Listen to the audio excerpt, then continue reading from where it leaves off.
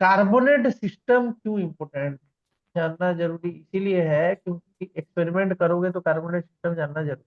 क्या होता है, जो CO2 गैस होता है वो तुमको पता है कि वो डिजोल्व होता है किसमें, CO2 पानी में डिजोल्व हो जाएगा, तब भी वो CO2 रहेगा, तुरंत नहीं, मतलब कुछ समय तक रहेगा। तो तब तक तो वो CO2 कंडीशन में रहता है। कौन, ये। ठीक है। अब अगर मैं बात करता हूँ, ये जो CO2 एक्वस है, ये CO2 एक्वस जो है, ये अगेन वाटर के साथ रिएक्ट करके हमारा क्या बनाती, कार्बोनिक एसिड बनाती। ये जो कार्बोनिक एसिड बनाती है वो लो पीएच पे बनाती है, और वो पीएच कितना होता है, <6.3। ठीक है, ये चीज दिमाग में रखना। यहीं पे अगर बाइकार्बोनेट बन जाता है, तो बाइकार्बोनेट जो बन जाता है वो टूटता है। कैसे टूटता है, H+ आयन और SCO3 आयन में टूटता है। ये क्या है, कार्बोनिक एसिड है। तो एक कार्बोनिक एसिड जो है वो टूट के क्या बन रहा है, H+ आयन और बाइकार्बोनेट। ठीक है। तो ये 6.3 से 10.3 के बीच में जो रिएक्शन होता है, इस पीएच पे जो रिएक्शन होता है वो इससे होता है। ठीक है। इसके बाद क्या होता है कि जो इसके बाद वाला रिएक्शन है वो पीएच ग्रेटर देन 10.3 होगा तभी होगा। लेकिन ऐसा भी कोई रिएक्शन नहीं हो रहा है। इसमें हम क्या देख रहे हैं कि इसमें हमारा जो बाइकार्बोनेट है वो कार्बोनेट में कन्वर्ट हो रहा है। ये जो नहीं दिख रहा है वो कहाँ नहीं दिख रहा है, प्योर वाटर जो ग्लेशियर वाटर्स नहीं होते हैं, जो हिमालयन वाटर होते हैं, उनमें जो अमूमन पीएच होता है वो 8.1 से 9.2 के बीच में रहता है। तो उस जगहों में कार्बोनेट्स के रोल कम है, कार्बोनेट का जो रोल है वो कम है कंपैरेटिवली तुम्हारे बाइकार्बोनेट। ठीक है।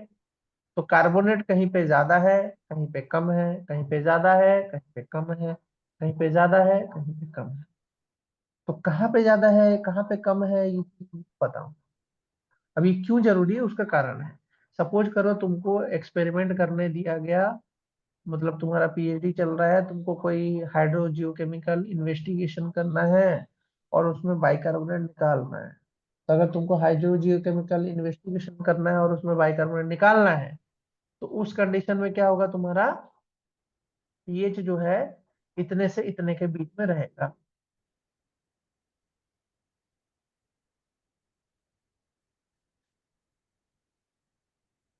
तो बाइकार्बोनेट ही निकालना है उस कंडीशन, कार्बोनेट नहीं निकलेगा। अगर पीएच ग्रेटर हो जाता है 10.3 से, तो कार्बोनेट निकलने के चांसेस बढ़ जाते हैं। ये समझ में आया या नहीं? ये चीज समझ में आना चाहिए तुमको, एग्जाम ओरिएंटेशन में ये सब चीजें जरूरत पड़ता है।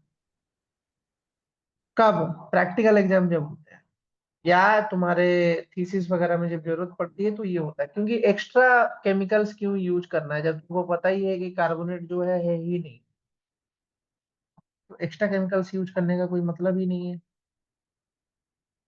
ठीक है। तो ये चीज दिमाग में रखना बहुत जरूरी है।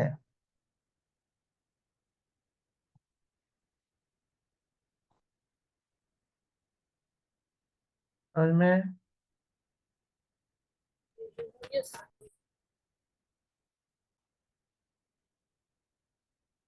किस कंडीशन में क्या जरूरत है वो चीज तुमको पता होना चाहिए।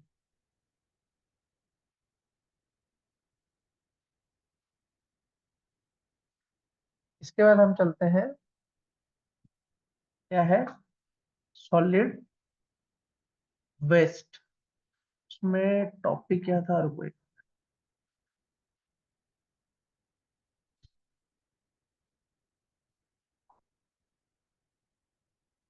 बढ़वा देता हूँ।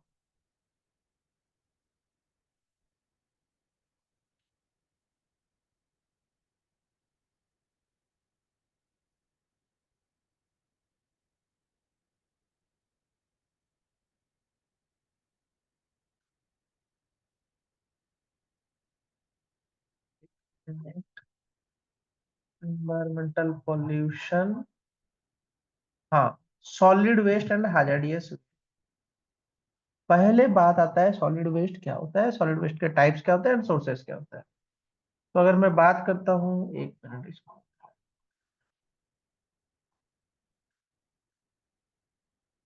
सॉलिड वेस्ट होता क्या है वैसे, तो पढ़ रहे हो इतने दिन से, बताओ। सॉलिड वेस्ट तो बहुत जगह पढ़ा भी होगा, सुना भी होगा।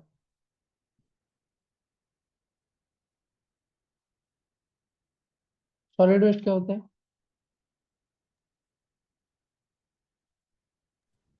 सर पेपर प्लास्टिक वगैरह ये सब कुछ। डिस्कार्डेड मटेरियल बेसिकली, जो नहीं चाहिए होता है घर पे, इसको फेंक देते हैं। हम्म,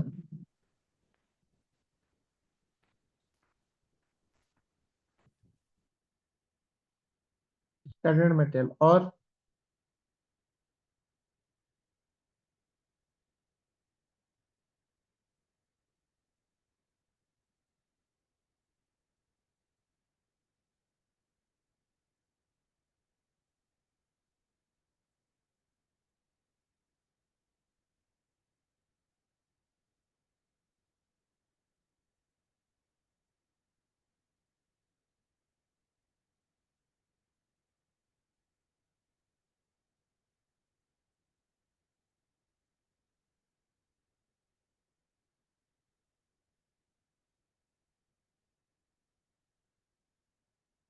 और क्या होगा?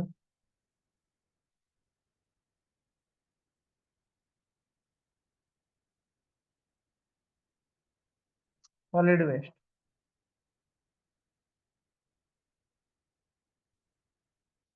क्या क्या हो सकता है? सॉलिड वेस्ट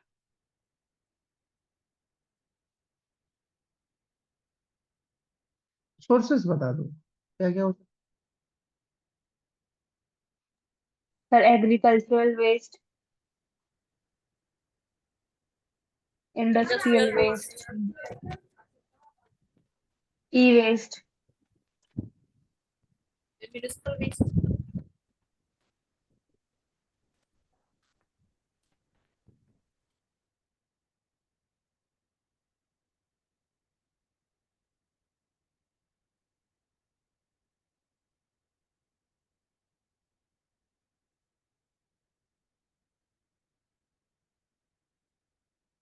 सॉलिड वेस्ट क्या बोल रहे हो?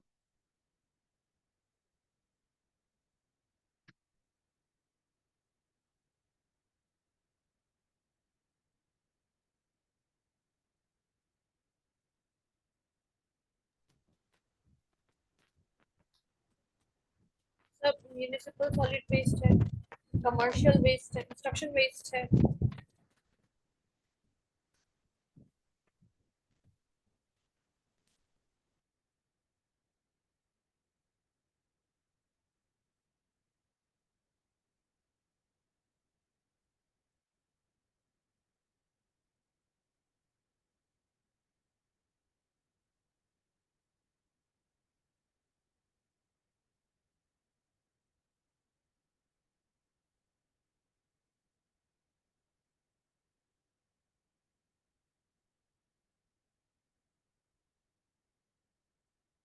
सॉलिड वेस्ट नहीं, सोर्सेस बताओ, ये नहीं पूछ रहा हूँ। सोर्सेस मतलब वैसा सोर्स मत बताओ, वो तो टाइप्स बता दे रहे हो।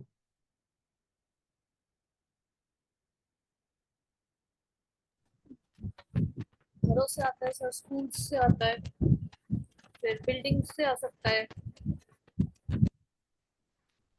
हॉस्पिटल से आ सकता है, फैक्ट्रीज से आ सकता है।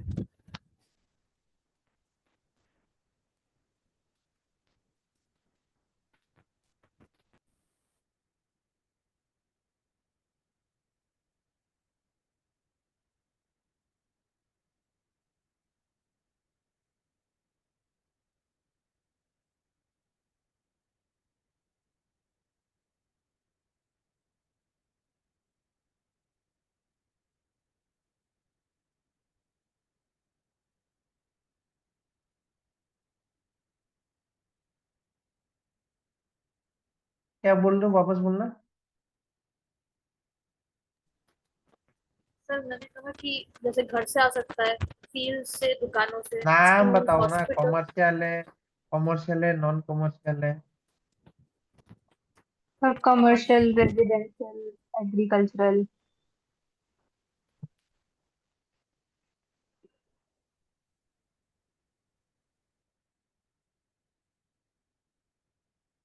एक मिनट देना, एक मिनट बाद बात है।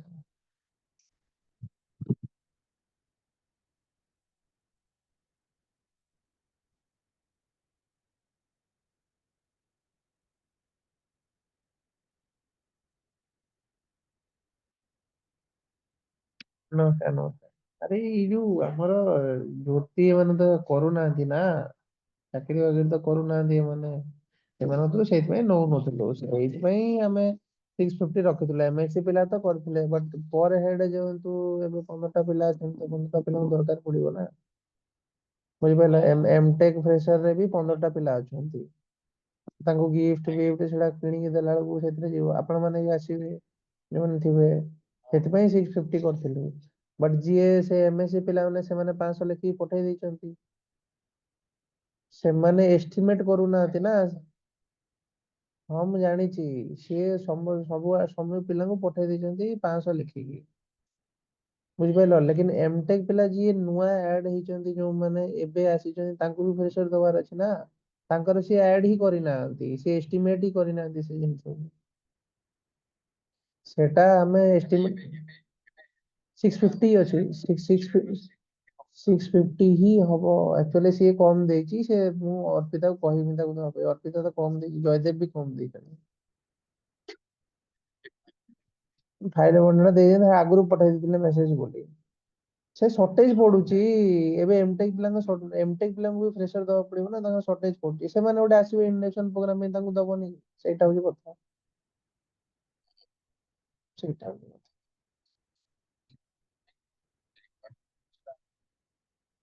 ମୁଁ କହିଛି ଶ୍ରୀନିବାସ ସାରଙ୍କୁ ବି କହିଛି, ଦେଖିବା ଯାହା ହବ, ସେ ପଠେଇବେ ଯାହା ହବ। ଆମେ ଆଉ କଣ କହିବୁ, ଯିଏ ଯାହା ପଠେଇବ ସେଇଆ କରିବୁ ଆଉ। ମୋର ତ ଏଥିରେ ଇନଭଲ୍ଭ ବି ହବା କଥା ନୁହେଁ, ମୁଁ ତ ଇନଭଲ୍ଭ ହବା କଥା ନୁହେଁ। ସେମାନେ କହୁଛନ୍ତି କି ଏମାନେ ସବୁ ଏଜେଡ୍ ଲୋକ, ୟାଙ୍କ ସହିତ ମୁଁ କଣ ଇଣ୍ଟରାକ୍ସନ କରିମି, ସେଇ ଯୋଉ ପିଲାମାନେ ଇଣ୍ଟରାକ୍ସନ କରୁନାହାନ୍ତି। ଆରେ ଏମଏସସି ପିଲାମାନେ ସେମାନେ କଣ ପଚାରିବେ, ଏତେ ମାନେ ଏଜେଡ୍ ଲୋକମାନଙ୍କୁ ଥୋଡି ଫୋନ କରିବାକୁ ଯିବେ, ଶିବ ସାର୍ ଏମାନଙ୍କୁ ଫୋନ କଲେ ସେ କଣ କରିବେ ସେ।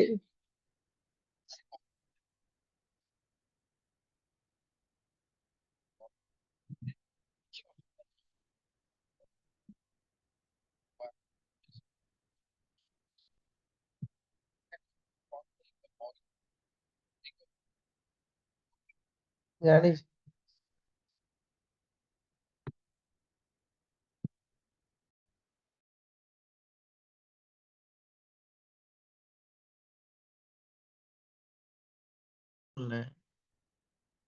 वो जो चीज है ना, उसको कमर्शियल बोलते हैं। एक होता है कमर्शियल पर्पज से आता है, एक होता है रेसिडेंशियल पर्पज से आता है, ठीक है। और कहाँ से आ सकता है सॉलिड वेस्ट?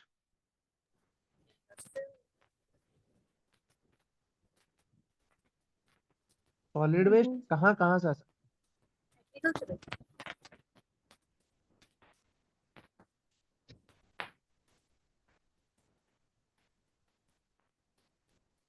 ठीक, बोलो बोलो, वेट मत करो, जल्दी बोलो। पेयजल, एग्रीकल्चर। एग्रीकल्चर सर और इंडस्ट्रियल, इंडस्ट्रियल और रेजिडेंशियल, कमर्शियल, मेडिकल वेस्ट, हम्म माइनिंग सेक्टर। हम्म बहुत है, बहुत वेस्ट का तो भाई अंत ही नहीं है, इतना वेस्ट है।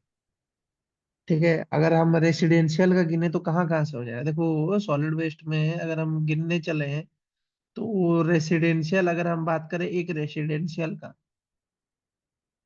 रेसिडेंशियल से क्या क्या निकल जाएगा, रेसिडेंशियल से निकलेगा तुम्हारा फूड स्क्रैप, सबसे पहले तो यही निकलता है, food scrap, paper, cardboard, plastics, glass, metals, textiles, yard trimmings and special wastes like old furniture, electronics and batteries. इतना। फिर आता है तुम्हारा कमर्शियल।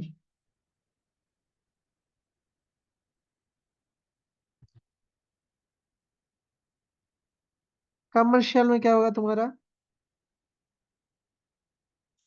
कमर्शियल में वही food waste, paper, cardboard, plastics and glass. ठीक है, ये होगा कमर्शियल। अब इसमें पता है ना, रेस्टोरेंट, मार्केट्स, होटल्स, इन सब जगहों से निकलता है कमर्शियल। फिर आता है इंडस्ट्रियल। इंडस्ट्रियल में तो भाई तुमको बहुत ही ज्यादा चीजें मिल सकती हैं, लेकिन जो मोस्ट प्रोबेबली इंडस्ट्रियल में रोल प्ले कर रहा है सॉलिड वेस्ट, वो कौन कौन से हैं? स्क्रैप मटेरियल,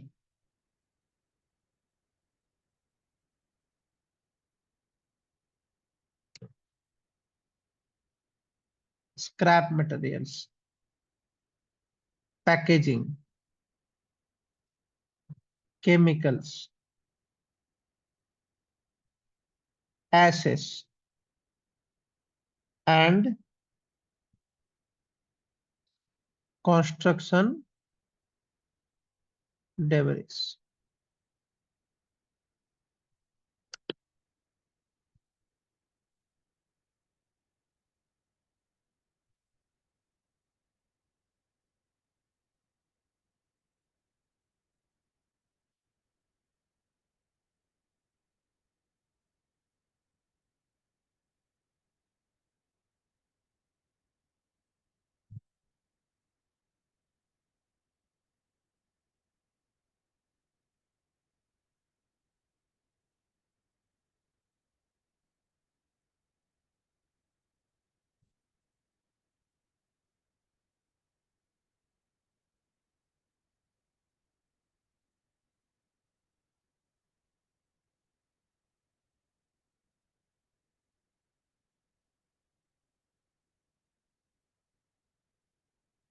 समझ में आया? Yes.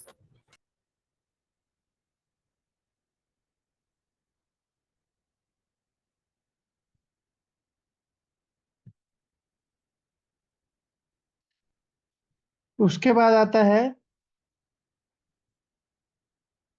इंडस्ट्रियल के बाद आता है इंस्टीट्यूशनल वेस्ट। इंस्टीट्यूशनल वेस्ट में हॉस्पिटल आ जाएगा, प्रिजन आ जाएगा, गवर्नमेंट बिल्डिंग्स आ जाएंगे। उसमें वही पेपर, प्लास्टिक, फूड वेस्ट, ये सब आएगा ही आएगा। और कुछ वेस्ट जो है हॉस्पिटल से निकलते हैं वो मेडिकल एक्टिविटीज की वजह से भी निकलते हैं, तो वो भी आएगा। लेकिन कंस्ट्रक्शन, ठीक है, एक तो होता है तुम्हारा इंस्टीट्यूशनल, इंस्टीट्यूशनल तो है ही, लेकिन जो है तुम्हारा कंस्ट्रक्शन एंड डिमोलिशन, इस पे तो एक बना ही है, एक अलग से लॉ बना हुआ है, कंस्ट्रक्शन एंड डिमोलिशन, C&D। ठीक है, इसमें क्या है? Would, concrete, steel, plastics and debris, ये है। ठीक है, फिर आता है तुम्हारा म्युनिसिपल। म्युनिसिपल सर्विसेज, इससे भी निकलता है। क्या निकलता है तुम्हारा? स्ट्रीट स्वीपिंग, जो स्ट्रीट्स को जो साफ करते हो उसके वजह से जो सॉलिड वेस्ट निकलता है, स्ट्रीट स्वीपिंग से निकलता है। लैंडस्केपिंग वेस्ट, मतलब लैंड को खोद के जो वेस्ट निकलता है उसको लैंडस्केपिंग वेस्ट भी बोलते हैं।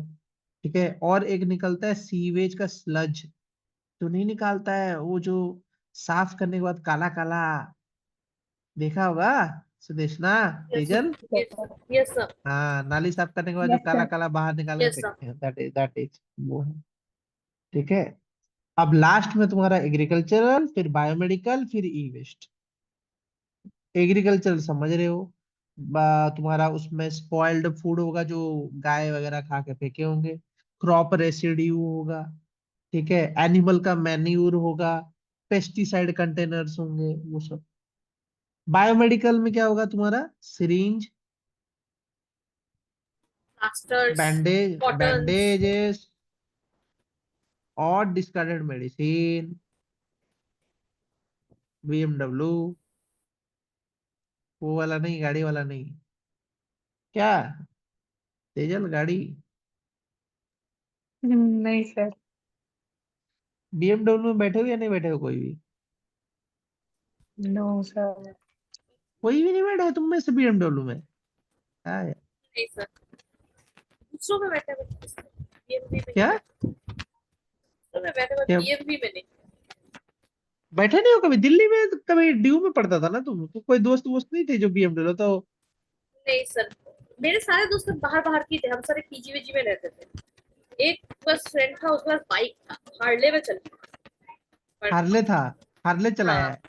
हाँ उसने हार्ले चला, तो हार्ले में बैठी, और मुझे बाइक से बहुत डर लगता है। बहुत मतलब बहुत ही डर लगता है, बाइक में जिंदगी में नहीं बैठना चाहती। और उस ओके, बदतमीज को पता था मैं डरती हूँ, उसने अलग सा स्पीड उड़ाया है उसने। ओके। तो बाइक्स, बाइक्स के ऊपर हाँ, किसी का नहीं। खैर,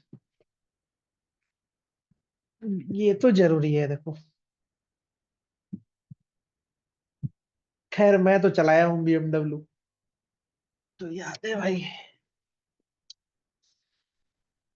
वैसे तो सर हम भी ड्यू खरीदेंगे तो खरीद लोगे? बीएमडब्ल्यू खरीद रहे हो क्या? नहीं सर, कभी कब खरीदेंगे तो उसके। जब जब खरीदने की बारी आएगी तब पता चले कोई और ब्रांड आगे निकल गया। तब तो अरे, ये सब गाड़ी बकवास है, इनोवा खरीदो बेस्ट। फिर से मुझे इनोवा बिल्कुल नहीं पसंद, लेकिन वो मुझे गाड़ी उल्टी अच्छा आती है। है, वो गाड़ी का इंजन भी अच्छा है, और वो गाड़ी का स्पेस सीटिंग भी अच्छा है, सब अच्छा है उस गाड़ी का। मैं खरीदूंगी, सब खरीदा तो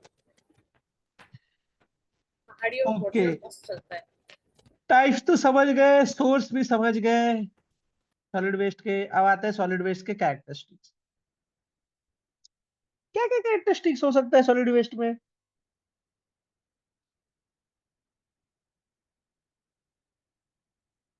चांद जी, कुछ बताओगे? बताइए चांद जी, सॉलिड वेस्ट के क्या कैरेक्टरिस्टिक्स होते हैं?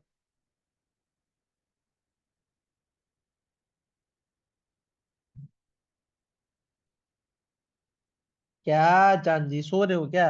आवाज नहीं आ रही है आपकी, सो तो नहीं खाली रही हूँ। शक्ल दिख रहा है। बताइए बताइए, सॉलिड वेस्ट के कैरेक्टरिस्टिक्स बताइए।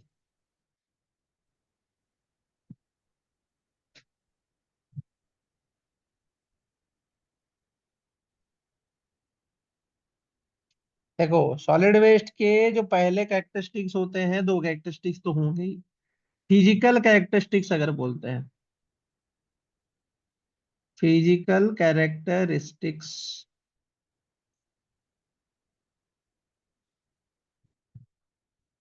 Of solid waste, physical characteristics of solid waste. क्या होगा physical characteristics of solid waste में? पहला कैरेक्टरिस्टिक्स होगा density. First characteristic is density. तो डेंसिटी तो पता ही है क्या होता है, इसको बताने की जरूरत है नहीं। लेकिन उसमें अगर हम बात करते हैं अनकम्पैक्टेड, अनकम्पैक्टेड सॉलिड वेस्ट की बात की जाती है, जो कि कहाँ मिलता है, MSW, municipal solid waste, uncompacted municipal solid waste जो होता है उसकी डेंसिटी कितनी होती है, 100 से 120 kg/m3, इतना होता है। ठीक है, जो कि क्या होता है, इंक्रीज होके 400 kg/m3 तक चला जाता है।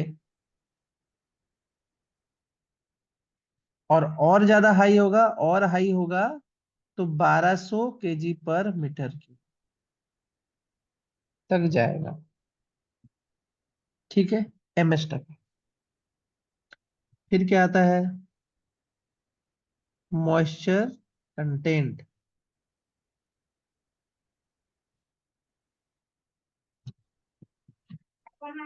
ठीक है, तो मॉइस्चर कंटेंट तो समझ में आ ही रहा होगा तुम्हें। वो तो परसेंटेज ऑफ वाटर वेपर या वाटर कंटेंट जो प्रेजेंट है वेस्ट में, उसको मॉइस्चर कंटेंट बोलते हैं। ठीक है, थर्ड क्या है, पार्टिकल साइज। ये जो श्रेडिंग वगैरह करते हो, डाइजेशन करते हो, तो पार्टिकल साइज तो इम्पोर्टेंट है। चौथा क्या आता है, फील्ड कैपेसिटी। ये इंपॉर्टेंट है।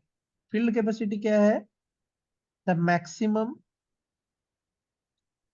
Amount of moisture in a waste sample can retain under gravity. समझ में आया? अब समझ में आ रहा है क्या मैं बोल रहा हूँ? ये सेंटेंस पढ़ो और समझ के बताओ मेरे को क्या होगा सुदेशना। इसमें एक खास चीज जुड़ा हुआ है, इससे कंसेप्ट क्लियर होगा, इसलिए पूछ रहा हूँ। पढ़ के बताओ ये ऑफ मॉइस्चर क्या समझ में आ रहा है या तुम्हें।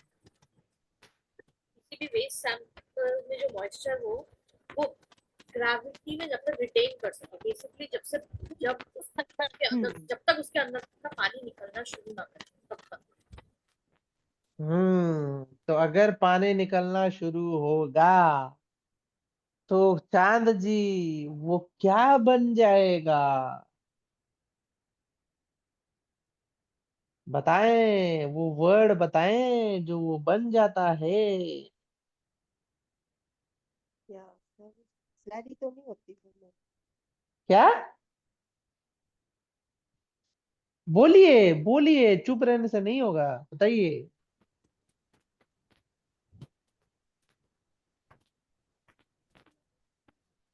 चांद जी बताइए। चुप हो गए फिर से, अभी बोले कुछ फिर चुप हो गए। बोले क्या होगा क्या अगर वो मैं मुझे वाटर, अरे आप जानते हो वो वर्ड, इसीलिए पूछ रहे हैं आपसे। आप जानते हो और वो आपको पता भी है। आप किसी भी डंप साइट, डंप यार्ड में जाओगे या कहीं पे भी जाओगे, वो चीज आपको महसूस सर होगा लीचिंग, दूर। लीचिएट लीचिएट। हाँ, अब पकड़े हो सही। अगर एक्सेस वाटर बियॉन्ड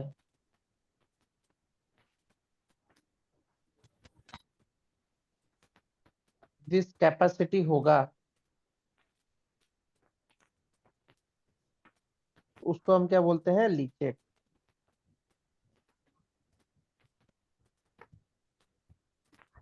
उसको हम लीचेट बोलते हैं।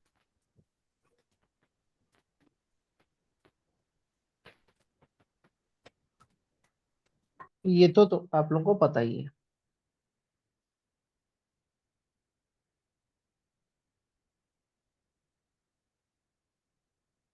फिर क्या आता है, परमेबिलिटी। तो परमेबिलिटी में क्या होगा, उसमें क्या होगा, एबिलिटी ऑफ कंपैक्टेड वेस्ट। तो पता ही है परमेबिलिटी का मतलब, तो पता ही होगा आपको। परमेबिलिटी ये क्या है, ability of compacted waste to transmit fluid and gases, है ना। फ्लूइड और गैसेस को जब ट्रांसमिट करना हो तो उस समय पे आपका एबिलिटी होना चाहिए। ये तो क्रिटिकल प्रॉपर्टी है, वो समझ में आता है ना। किसी भी लीचेट और लैंडफिल साइट को अगर हम देखें, अगर उसकी परमेबिलिटी कम होगी तो वो नहीं जाएगा ना, तो समझ रहे हो ना। परमेबिलिटी कम होगा तो वो फैलेगा नहीं, स्मेल नहीं करेगा, इसे प्रॉब्लम नहीं होगा। परमेबिलिटी ज्यादा होगा वो तो थोड़ा सा प्रेस करने से ही बाहर निकल जाएगा ना उसमें से लीचेट। ये प्रॉब्लम है ना। वो तो पता ही है आप लोगों को परमेबिलिटी क्या होता है। लेकिन जो केमिकल कंपोनेंट होता है वो ज्यादा इंपॉर्टेंट है, केमिकल कैरेक्टरिस्टिक्स ज्यादा इंपॉर्टेंट। केमिकल कैरेक्टरिस्टिक्स में हम दो चीजें पढ़ते हैं। एक होता है प्रॉक्सिमेट एनालिसिस,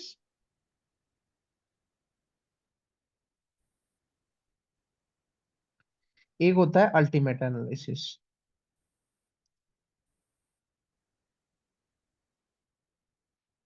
ठीक है। ये क्या है, केमिकल कैरेक्टर।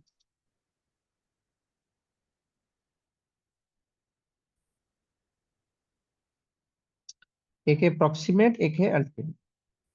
तो प्रॉक्सिमेट एनालिसिस में हम क्या क्या मेजर करते हैं, देखो सॉलिड वेस्ट है तो प्रॉक्सिमेट में उसके कुछ पैरामीटर्स होंगे, जैसे कि मॉइस्चर,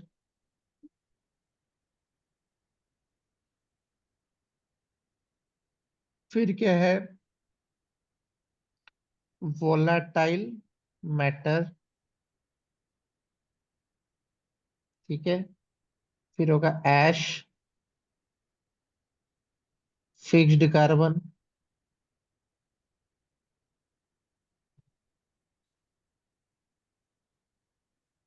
ठीक है। अल्टीमेट एनालिसिस में क्या मेजर करते हैं, carbon, hydrogen, sulph, nitrogen, oxygen and sulphur. ये चीजें मेजर की जाती है, ठीक है। केमिकल एनालिसिस में, अल्टीमेट एंड प्रोक्सीमेट एनालिसिस में ये सब मेजर किया जाता है। एक और चीज मेजर किया जाता है, दैट इज कैलोरीफिक वैल्यू। पता है what is calorific value?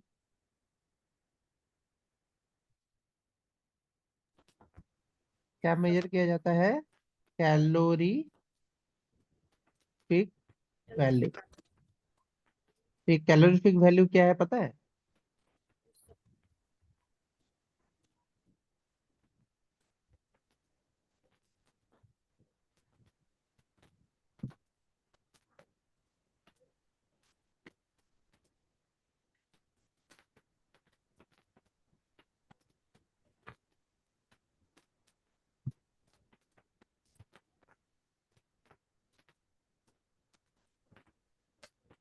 Heat release होता है जब हम पर्टिकुलर किसी फ्यूल का कंबशन करेंगे।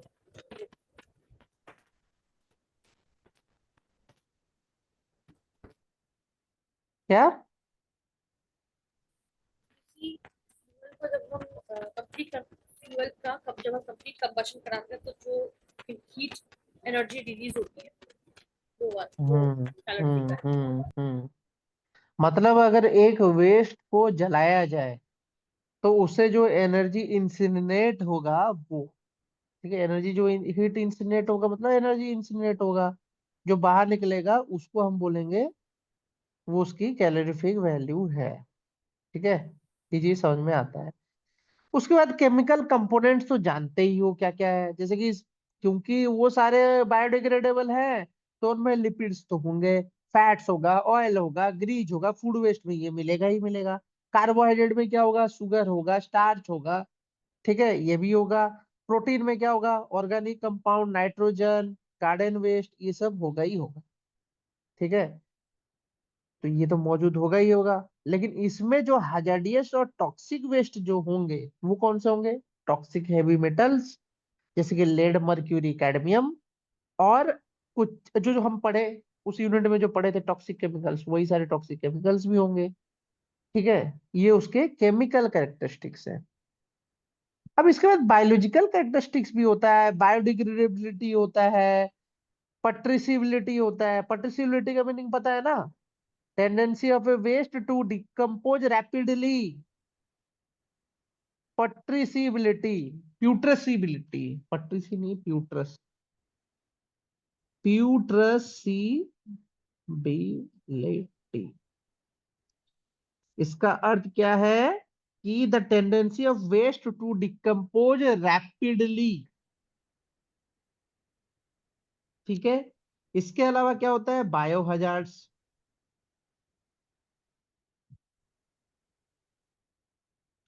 बायो हजार्ड्स भी होता है। तो बायो हजार्ड्स में क्या होता है तुम्हारा? पैथोजेंस, पैथोजेनिक कंपाउंड्स का होना। ठीक है। सच एज बैक्टीरिया, वायरसेस, वो सब का होना भी रोल प्ले करता है। फिर टॉक्सिकोलॉजिकल कैरेक्टरिस्टिक्स भी है भाई, टॉक्सिकोलॉजिकल कैरेक्टरिस्टिक्स भी है। क्या है?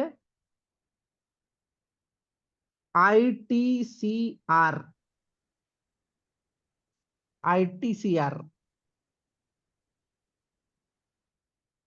IRCTC नहीं है, ITCR है, तेजल। बता पाओगे इसका फुल फॉर्म? तेजल, ITCR। हाँ जी सर, ये सर इग्नाइटेबिलिटी हो गया, क्रोसिविटी हो गया। हाँ। हो गया और और टॉक्सिसिटी एंड रेडियोएक्टिव रिएक्टिव, नहीं नहीं, रिएक्टिविटी टॉक्सिसिटी टॉक्सिसिटी या एंड रिएक्टिविटी। रिएक्टिव। रिएक्टिविटी, हाँ। हाँ, तीन चीजें, ITCR। ठीक है। टॉक्सिसिटी किससे होगा? अगर इंजेस्ट करते हो, इनहेल करते हो या एब्जॉर्ब करते हो। करेक्ट। और इग्निटेबिलिटी कब होगा? जब उसको फायर कैच कर जाएगा। ठीक है। जैसे कि ऑयल हुआ, कुछ ऐसे फॉसिल फ्यूल वाले सॉल्वेंट हुए, वो सब इग्निटेबिलिटी। फिर आता है क्या? कोरोजिबिलिटी। वो तो कोरोड कर जाएगा, कंटेनर कोरोड कर जाएगा, तो उससे भी होगा। जैसे कि अगर लो पीएच हाई पीएच होगा, उससे भी कोरोजिविटी क्रिएट हो सकता है। फिर आता है रिएक्टिविटी। रिएक्टिविटी तो समझ ही रहे हो, टॉक्सिक गैस रिलीज होगा तो वो रिएक्ट करेगा। ये चीज तो तुम समझ रहे हो। ठीक है। तो ये तुम्हारा केमिकल कैरेक्टरिस्टिक्स में आएगा। Generation rate, solid waste component, proximate, हाँ ना वही है प्रोक्सीमेट, अल्टीमेट एनालिसिस फिर से दिया। Solid waste collection and transportation, containers, hauled stationary. चलो ठीक है, हाउल्ड स्टेशनरी पढ़ाएंगे। गाड़ी वगैरह देखे होगी नहीं?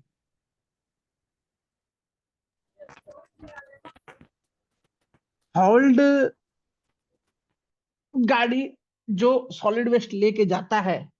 तुम्हारे यहाँ से सॉलिड वेस्ट कलेक्ट होता है तेजल, फरीदाबाद में? होता है सर। कौन करता है? म्युनिसिपल कॉर्पोरेशन की अरे तो नहीं, गाड़ी। घर घर से कलेक्शन करने वाला कोई आता है या अच्छा, नहीं आता है? हाँ, वो तो सर कूड़े वाला। कौन कूड़े वाला आता है?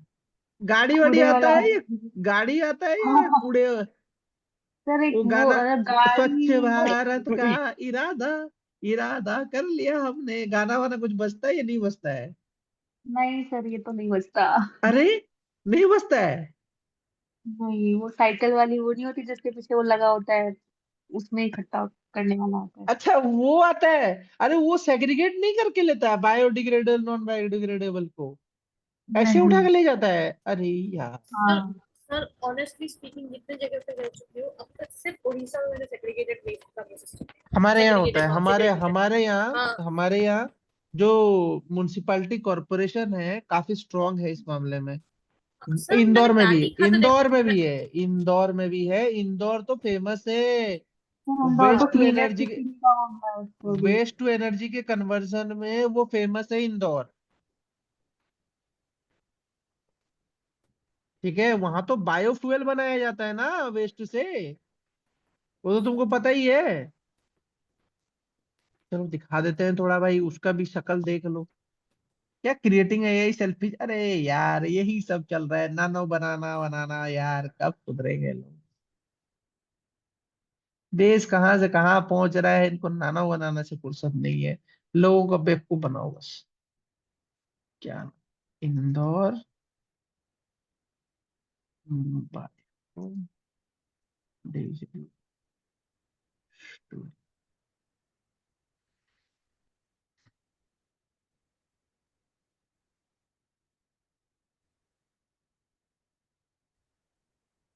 ये है शायद 4 साल पहले, हाँ।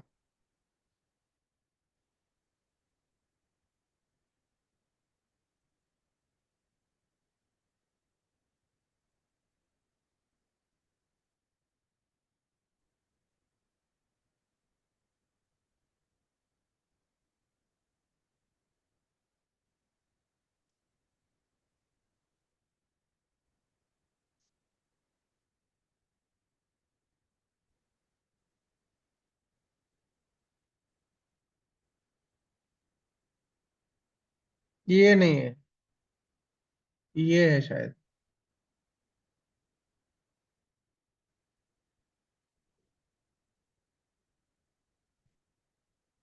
ये गाड़ी हमारे यहाँ भी आती है।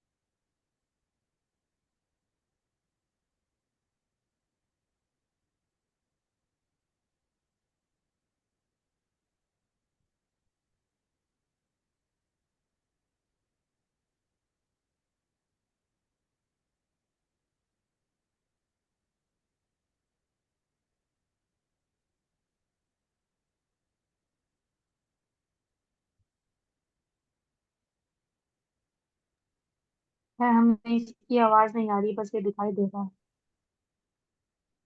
समझ में आया ये? अब मेरी चल- ये जा नहीं रहा था कि तुम्हें सुनाई कुछ तो दिया नहीं होगा। नहीं, सिर्फ नहीं दिखाई दिया। दिखाई दिया ना, तो उसमें जो भी दिखाई दिया वो तो समझे ना क्या क्या इन्होंने। हाँ, तो इन्होंने सॉलिड वेस्ट वो ये बोल रहे हैं कि वहां पे जो वो लास्ट में नहीं दिखा रहे थे कि वो जो इतना सारा कचरा का एक लैंड बना हुआ था, उस लैंड को इन्होंने रिक्लेम किया। कैसे रिक्लेम किया?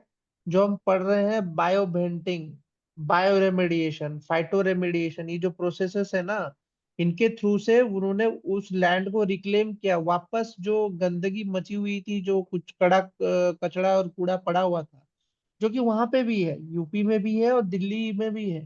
ठीक है, ओखला बॉर्डर तरफ जाओगे, दिल्ली में भी ऐसे पहाड़ पहाड़ दिखेंगे पूरे कचड़े। माउंटेन्स बन गए हैं लैंड के। डंपिंग साइट्स ना माउंटेन बन गए, डंप यार्ड सब माउंटेन बन गए आज के डेट में, इतना कचड़ा है।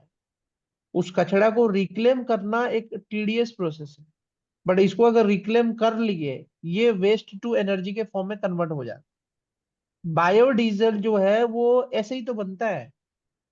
बायोडिग्रेडेबल वेस्ट को सड़ा सड़ा के तुम बायो वेस्ट बना सकते। ठीक है, उसके बाद आजकल तो केमिकल्स भी आते हैं जिससे कि तुम कचड़े को घर पे ही बायो रेमेडिएट करके एक उसमें खाद बना सकते। जल्दी बनता है वो खाद। ठीक है, नीम का कवर दे दो, उससे भी वो बन जाएगा, बहुत जल्दी हो जाएगा चीजें। ठीक है, तो ये तरीका है उन्होंने किया है इंदौर वालों ने। तो और उसके बाद एप्स भी बनाए गए हैं जिसमें लोगों ने अपना भागीदारी दिया कि हम इतना टन ऑफ वेस्ट डेली दे रहे हैं। ठीक है, तो वो सब जो चीजें हैं, वो कैसे जा रहा है, बात आता है। इसको क्यों मैंने समझाया, इसको समझाने का कारण था कि वो किन कंटेनर्स में जा रहा है। तो जो कंटेनर्स होते हैं उनको समझो। देखो,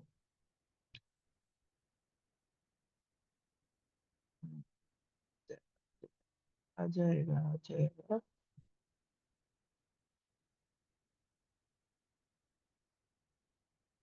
हाँ, ये देखो, ये दो टाइप्स हैं। एक है स्टेशनरी कंटेनर सिस्टम।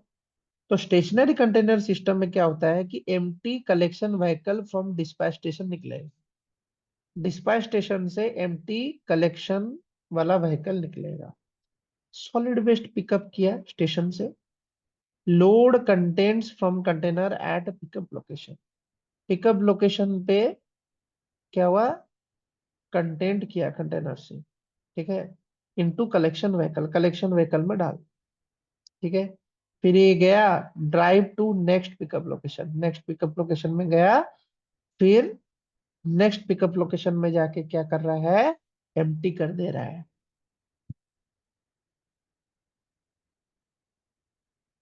समझ में आया क्या हुआ?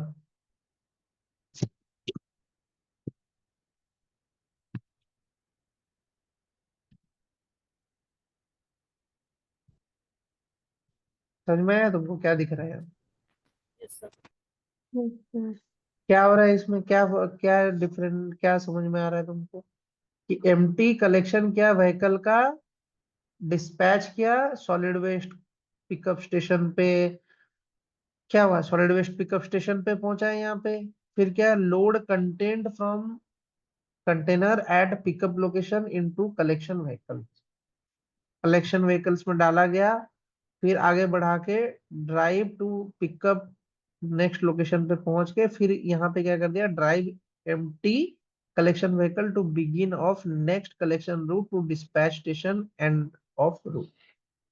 ये प्रोसेस है, ऐसे जाता है गाड़ी। ठीक है, ये किस तरीके का है, स्टेशनरी कंटेनर सिस्टम में। लेकिन हॉल्ड कंटेनर सिस्टम में अलग कहानी। हॉल्ड कंटेनर सिस्टम में देखो क्या होता है, वो चीज समझो।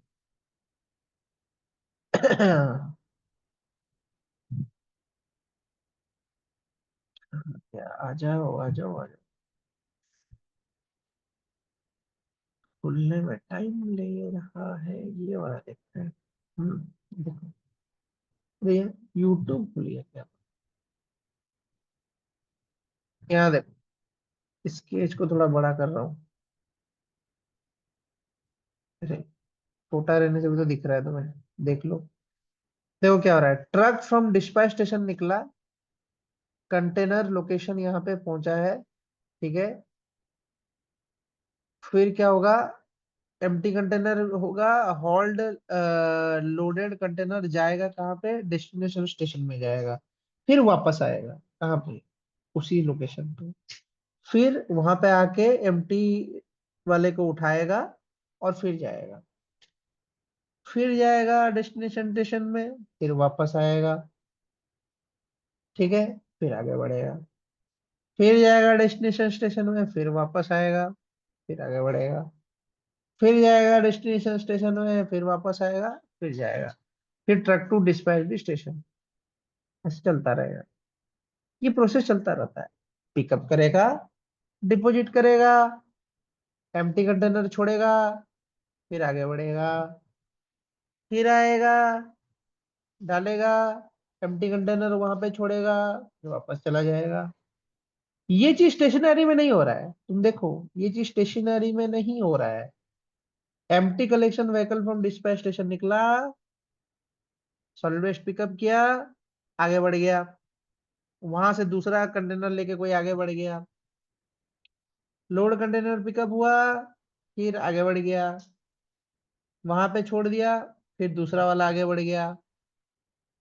तो ऐसा चीज हो रहा है, तो ये चीज बच रहा है। लेकिन हॉल्ड वाले में प्रॉब्लम हो रहा है, हॉल्ड वाले में आ रहा जा रहा है, आ रहा जा रहा है, आ रहा जा रहा है। इसमें क्या है, एक कंटेनर रखा हुआ है, एक कंटेनर उठाए, एक कंटेनर लेके आगे बढ़। तो ये उनके डिफरेंसेस है, स्टेशनरी वाले में ये होता है और हॉल्ड वाले में ये चीज होता है।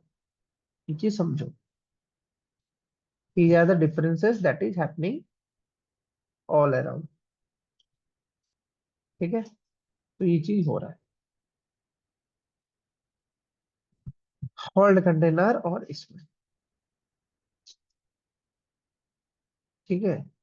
तो कलेक्शन टाइप्स ऐसे ही है, container, system, hauled and stationary, दो टाइप्स है।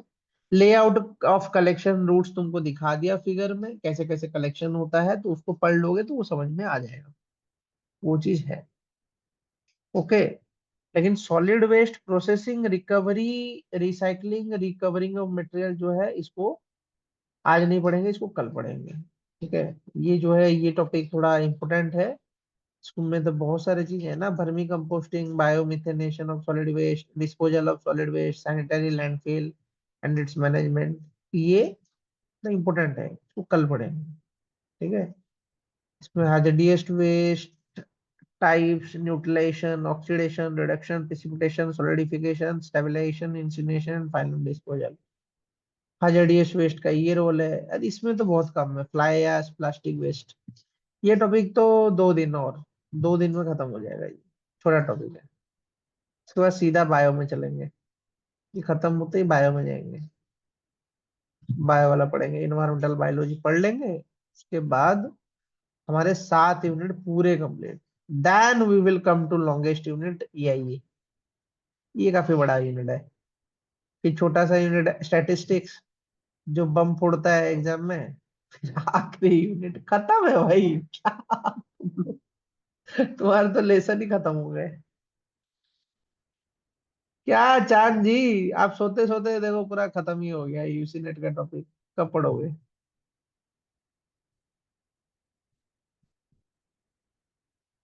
चांद जी कब करोगे क्वेश्चन, अरे क्वेश्चन करने के लिए भी तो समय चाहिए, क्वेश्चन भी तो करने हैं।